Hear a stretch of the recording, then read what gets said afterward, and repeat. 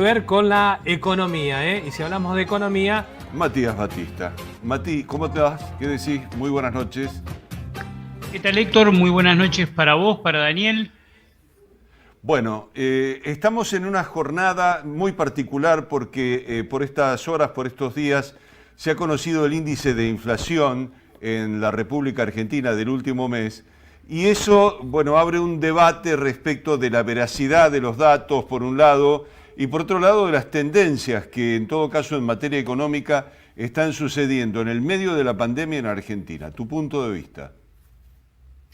Bueno, en primer lugar, con respecto al índice de inflación, se ubicó en 3,3, estamos por debajo de lo esperado, se esperaba un 3,5. Tiene que ver un poco quizás con la ralentización de la actividad y con las restricciones, un poco con el mayor orden financiero y económico que está teniendo el gobierno en cuanto a la emisión, en cuanto al achicamiento del déficit fiscal. No es lo mismo este año que el año pasado, y también tiene que ver un poco con el atraso cambiario que estamos teniendo con el dólar, que eso también funciona como ancla antiinflacionaria. Dicho esto, la inflación en los últimos 12 meses se ubica en el 48,5% y en lo que va del año 21,5%. Primero, la meta del 29 no se va a cumplir.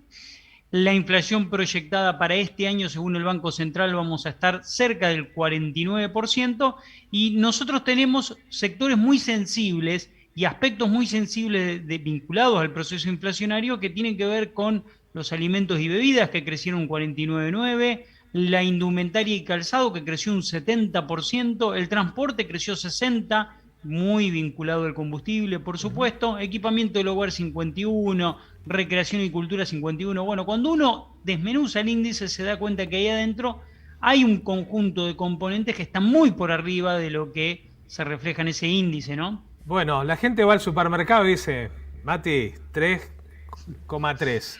¿De qué me estás hablando? No, no es 3,3 cuando la manteca subió tanto, la leche subió tanto. Bueno, ahora se frenó por lo menos hasta fin de año ya las subas, por lo menos el gobierno está anunciando en combustibles y en gas. Pero eso no va a hacer mella al 45, vamos a ponerle un número blandito, que podemos llegar a tener en el acumulativo del año. ¿Por qué a la gente le cuesta entender que ese 3,3 es irreal? Bueno, porque ese 33,3 se expresa en algunos bienes y en algunos servicios que han estado durante mucho tiempo pisados, tratando de lograr algún tipo de congelamiento por parte del Estado, y que después lo suelta un mes y en ese mes tienen un impacto, como pasó en marzo, como pasó en abril, y después quedan congelados durante un tiempo largo y después cuando lo suelta vuelven a tener un impacto.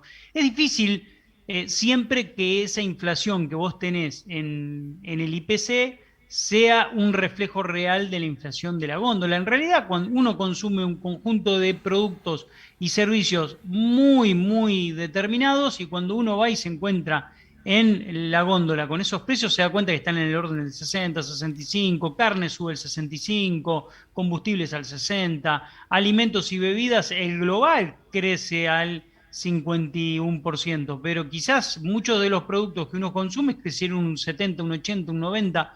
Bueno, los lácteos crecieron un montón, una brutalidad, nosotros los veníamos anunciando en cada una de nuestras columnas. En definitiva, a mayor inflación, mayor dispersión, y lo que te encontrás es que en un lugar de la ciudad te cobran un producto a 100 pesos y en otro lugar de la ciudad ese mismo producto a 130, 140 o 150. Eso es la dispersión que trae el proceso inflacionario, ¿no? Bien, y hay otra cuestión, Matías, es el hecho de que la actividad económica o en todo caso la actividad comercial también ha disminuido significativamente.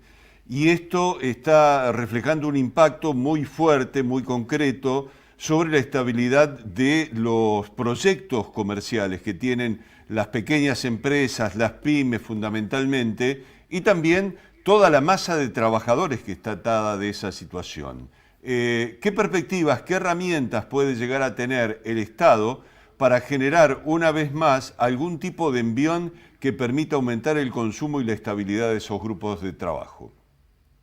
Bien, vamos con dos cuestiones. La primera es un informe esta semana de CAME, de la Cámara de la Pequeña y Mediana Industria, que lo que dijo fue que la caída que tiene en este mes de mayo comparado contra el mes de mayo del año 2019, la economía en términos de ventas minoristas es del 19%, porque si comparamos contra el 2020 vamos a tener un crecimiento fuerte porque hubo una restricción muy grande en los meses de marzo, abril, mayo y junio. Entonces estamos 19% abajo de lo que vendíamos en el 2019. Ahí te respondo la primera pregunta. La situación para ese sector es muy difícil y muy delicado. ¿Cómo hacemos para salir de esto? Bueno, ahí estaba el dato de la inflación.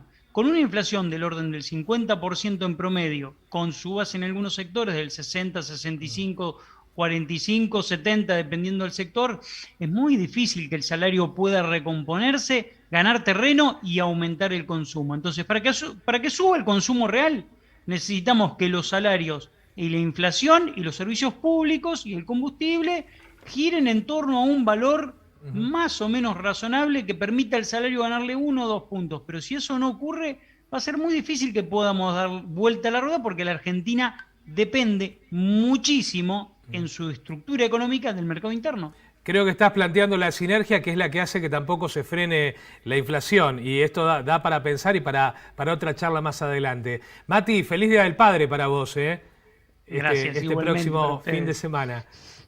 Y gracias igualmente para ustedes. Y gracias por este rato con nosotros. Hasta luego. Gran abrazo. Buenas noches. Terminada la participación de Matías Batista, vamos a entrar en una etapa.